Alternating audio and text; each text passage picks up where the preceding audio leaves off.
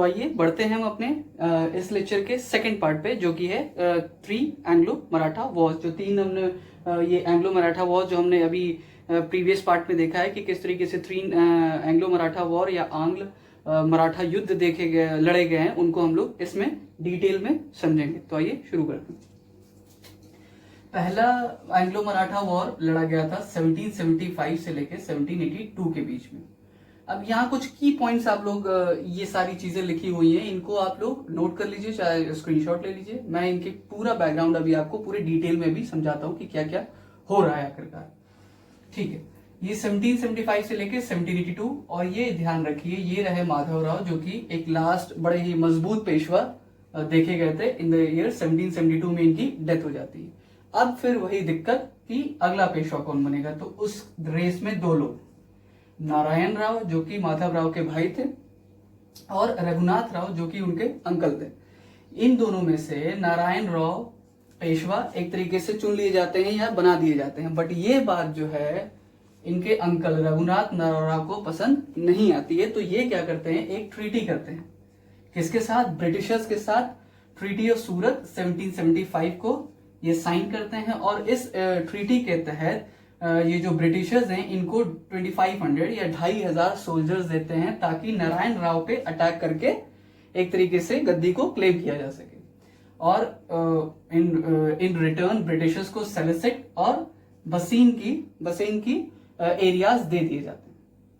फिर यही as plan 1775 में ये ट्रीटी होती है, और ये अपने नारायण राव भाई को मतलब हरा देते हैं, और पेशवा का पद अपने पास रख लेते हैं या सत्ता पे काबिज हो जाते हैं। ठीक है, फिर आगे हम लोग बढ़ते हैं। ये treaty of Purandar 1776, treaty of Purandar हम लोग देख रहे थे। ट्रीटी ऑफ पुरंदर ये साइन हुई थी 1776, जो कि एक तरीके से मॉडिफाइड वर्जन था ऑफ द ट्रीटी ऑफ सूरत। इसमें ये डिसाइड किया गया कि रघुनाथ राव को पेंशन दी जाएगी बाय द ब्रिटिशर्स, और ये जो रघुनाथ राव ने अंडर द ट्रीटी ऑफ सूरत सेलेसिक और बसीन को दे दिया था टू द ब्रिटिशर्स, इस लैंड को वो रिटेन किए रहेंगे।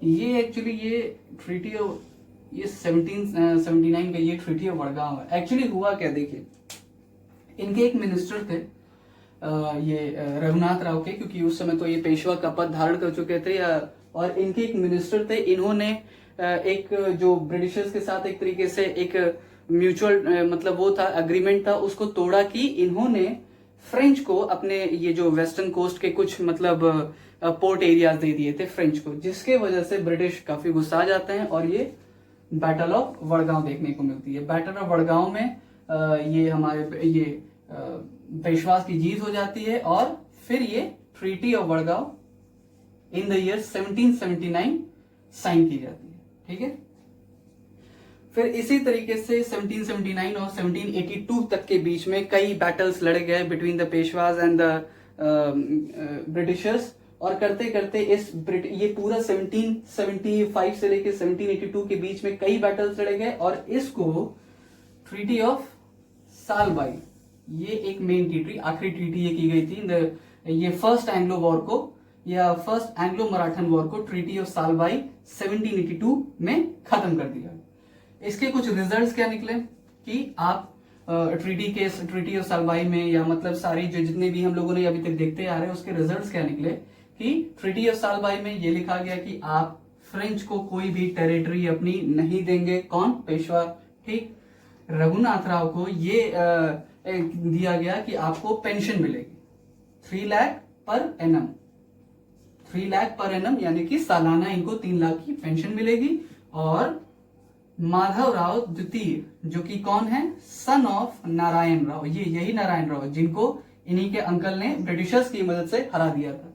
तो माधवराव द्वितीय को एक्सेप्ट कर लिया गया as the Peshwa by the Britishers, और ये माधवराव द्वितीय कौन है? Son of Narayan Rao. तो ये था पूरा background first Anglo Maratha war के। हम लोग चलेंगे अब नेक्स्ट एंग्लो मराठा वॉर में, which was fought between 1803 to 1805।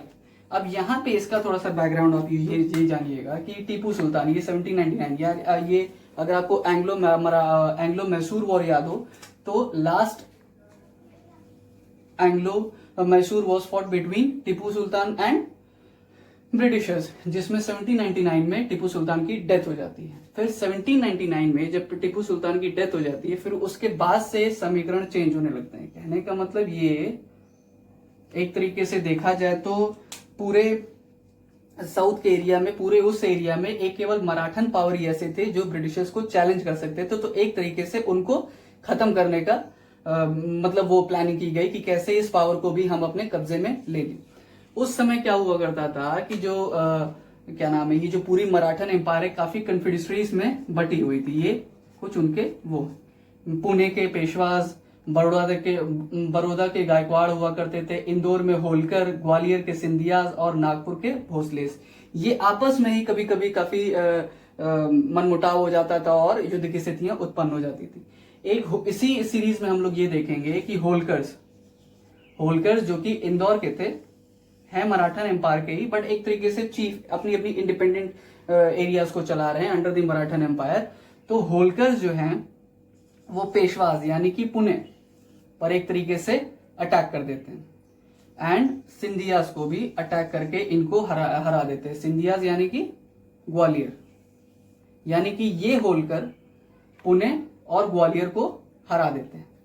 तो इस चीज को बचने के लिए ये ट्रीटी ऑफ बसीन साइन की जाती है by the Balaji Bajirao second. जो अभी हम लोग प्रीवियस लेक्चर में तुरंत अभी प्रीवियस पार्ट में हम लोगों ने देखा है, बालाजी बाजीराव एक ट्रीटी साइन करते हैं, treaty of Bassein, which was sign between Bajirao second and the Britishers, जिसमें एक तरीके से ये वो कर देते हैं कि ये जो बाजीराव टू है एक तरीके से सुप्रीमेसी एक्सेप्ट कर लेते हैं ऑफ द ब्रिटिशर्स, जो कि इनको पसंद नहीं आती है। सिंधियाज, भोसलेस ये सब इस ट्रीटी को एक्सेप्ट नहीं करते हैं और यही जो है एक रीजन बन जाता है सेकेंड एंग्लो मराठा वॉर का।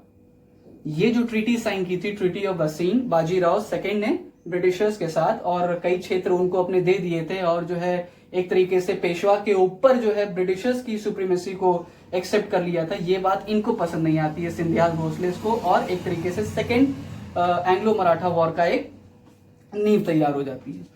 इस वॉर में हम लोग देखेंगे कि सिंधियाज, भोसलेस और होलकर्स बाद में ज्वाइन कर लेते हैं, और इस सेकेंड एंग्लो मराठा वॉर का रिजल्ट क्या निकलता है कि हर एक मराठन फोर्स को हरा दिया जाता है। मतलब बुरी तरीके से, एक तरीके से क्या कहें कि मतलब खत्म कर देना, एक तरीके से परेशान, मतलब वो डिवास्टेट कर देना पूरे इनके फोर्सेस को, एकदम मनोबल तोड़ देना। फिर उसके बाद से साइन होती हैं 3 treaties, treaty of Surji Anjangaon between Britishers and ये सिंधियाज से ब्रिटिशर्स की, ये BR यानी कि ब्रिटिशर है, ये एंड है, ये कंफ्यूज मत होइएगा आप लोग, ये BR यानी कि ब्रिटिशर और एंड S ये सिंधियाज लिखा हुआ। फिर एक दूसरी ट्रीटी हम लोग देखते हैं, ये 1803 में साइन हुई थी, क्योंकि वॉर का पीरियड है 1803 से लेके 1805 में treaty of Surji Anjangaon sign किया जाता है between Britishers and Scindias. Scindias कहाँ के हैं? ग्वालियर के। 1803 में ये साइन होता है और इस ट्रीटी के अंडर में जो है कई एरियाज जो है एक तरीके से कहा जाए ब्रिटिशर्स को देने पड़ जाते हैं। सिंधियाज जो है कई अपने लैंड खो देते हैं टू द ब्रिटिशर्स। दूसरी ट्रीटी हम लोग देखेंगे, treaty of Deogaon, which was sign between Britishers and Bhonsles. Bhonsles ये कहाँ के? नागपुर के भोसलेस, है ना। 1803 में इसको भी साइन किया जाता है और सेम वही चीज की इनको भी अपने काफी एरियाज देने पड़ते हैं। और तीसरी ट्रीटी हम लोग देखते हैं, treaty of Rajghat, which was sign between ये Britishers and Holkars of Indore 1805 में, और सेम यही चीज कि फिर से सारे मतलब कई एरियाज ये लूज कर जाते हैं। तो ओवरऑल एक रिजल्ट क्या था कि very large part of the Maratha empire was taken over by the Britishers. कहने का मतलब कि ये जो एक बहुत ही लार्ज चंक ऑफ लैंड था that was taken over by the Britishers from the Maratha empire. ठीक है, आखिरी लड़ाई की तरफ हम लोग चलेंगे। 1817 से लेके 1818 पे लड़ाई गई थी। इसका ये रीजन था कि ये जो मराठन्स थे ये एक तरीके से आखिरी कोशिश करना चाहते थे कि किस तरीके से अपनी हेरिटेज और चीजों को वापस क्लेम कर लिया जाए, बट उसका भी रिजल्ट वही निकलता है कि यहाँ ब्रिटिशर्स उनको दोबारा हरा देते हैं और कई ट्रीटी साइन होती हैं। Treaty of Gwalior, treaty of Pune, treaty of Mandsaur, और कई एक दो और ट्रीटी साइन होती है, बट ये आपके लिए इंपॉर्टेंट है। ट्रीटी ऑफ पुणे ज्यादा इंपॉर्टेंट है, विच वॉज 1817 में साइन हुई थी। और इसमें क्या किया गया कि पेशवा के पोस्ट को खत्म कर दिया गया बाय द ब्रिटिशर्स। ये ट्रीटी आपके लिए, ये जो थर्ड एंग्लो मराठा वॉर में ये जो ट्रीटी हम लोग देख रहे हैं, treaty of Pune 1817, this is very important because under this treaty the Britishers ended the post of Peshwa. और हमने लास्ट अभी प्रीवियस पार्ट में इसके क्या देखा था कि the last Peshwa was Bajirao second. तो यानी कि इसी 1817 से पेशवा का पोस्ट एंड हो जाता है और बाजीराव द्वितीय जो है वो आखिरी पेशवा रह जाते हैं। और ये ट्रीटी ऑफ मंदसौर, ये होलकर्स में, और ये जो होलकर्स ये होलकर्स और ब्रिटिशर्स में होता है कि इनमें एक अल्पवयस्क या एक माइनर को एक तरीके से गद्दी पे बैठा दिया जाता है अंडर द लीडरशिप ऑफ या under the custody of Britishers. ठीक है, तो ये था हमारा last lecture of the Maratha empire, जिसमें हम लोग ये देखा है कि किस तरीके से एंग्लो मराठा वॉर्स हुए। 3 एंग्लो मराठा वॉर को हमने डिस्कस किया और मराठा एम्पायर एक तरीके से टूट के डिसमेंटल हो जाता है।